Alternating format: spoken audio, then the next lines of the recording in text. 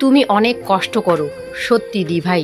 আশা করি তুমি কষ্টের ফল পাবে। লাভ লাভ লাভ। সেটাই তো শুনি সবার কাছে, যে জীবনে কষ্টের পর যে পরিণতিটা হয় সেটা অসাধারণ, খুব সুন্দর, তাই যেন হয়। তো হ্যালো বন্ধুরা, আমি তপু, আর তপুর ছোট্ট পৃথিবীতে তোমাদের সবাইকে স্বাগত জানাচ্ছি। কেমন আছো তোমরা সবাই?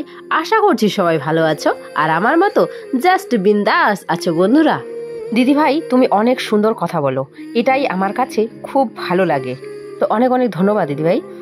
আর কি বলো তো, এই কথাগুলো কি করব বলো, জীবনে চলার পথে যা শিখেছি জীবন থেকে, তাই চলে আসে আমার মুখে, সেটাই মনে আসে, তারপরে মুখে বলে তোমাদের সাথে শেয়ার করি, আর সেটাই তোমাদের ভালো লাগে।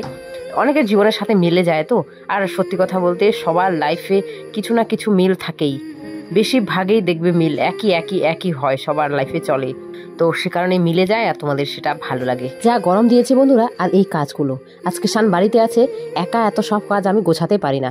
হ্যাঁ, আমি সংসারের সমস্ত কাজ করতে পারি, কিন্তু খুব একটু কঠিন যে কাজগুলো, যেখানে একটু বেশি খাটাখাটনি আছে, সেগুলো করতে করতে সত্যি কথা বলতে হাঁপিয়ে যাই। হ্যাঁ, ঠান্ডার দিন হলে অবশ্য করেই নিতাম, কিন্তু যা গরম আর রোদ্দুর বন্ধুরা, তাই একা সত্যি কথা বলতে খুব কষ্ট হয়। শানের ছুটি, তাই আজকে এই কাজটা শুরু করলাম।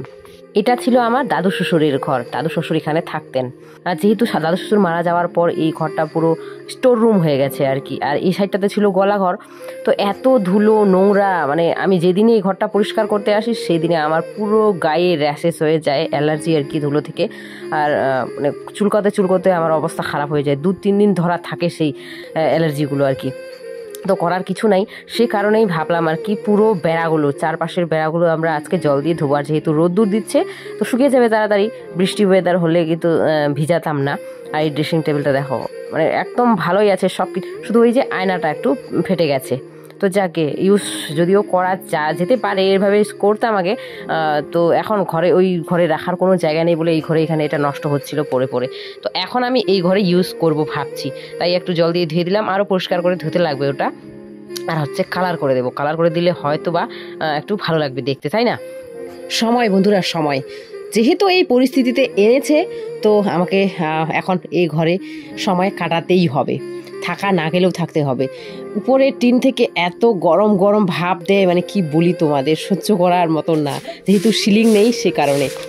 এটা করতে আবার এদিকে মিস্ত্রিদের খাবার দেওয়ার সময় হয়ে গেছে বন্ধুরা। তাড়াহুড়ো করে স্নান করলাম, শানও তাড়াহুড়ো করে স্নান করে চলে গেলো বিভূষণাকে স্কুল থেকে আনতে। আর যা গরম, এই গরমে সারাদিনে মনে হয় 4-5 বার স্নান হয়ে যায় আমার, মনে হয় সবারই হয়, তাই কি না বলো তো?